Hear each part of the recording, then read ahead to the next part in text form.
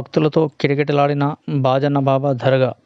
Armoor municipal పట్టణ కేంద్రంలోని బాజన్న గల్లీ గోల్బంగ్లా వద్ద గల బాజన్న బాబా దర్గా భక్తులతో కిటకిటలాడింది.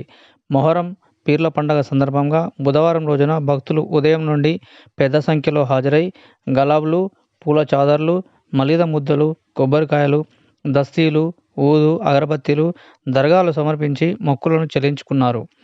కుల మతాలకు అతీతంగా నిర్వహించే మొహరం పీర్ల పండుగ సందర్భంగా దాదాపు జిల్లాలోని అన్ని గ్రామాలలో నుండి ప్రజలు అధిక సంఖ్యలో వచ్చి వారి వారి మొక్కులను బాజనబాబా దర్గాలో చెల్లించుకున్నారు.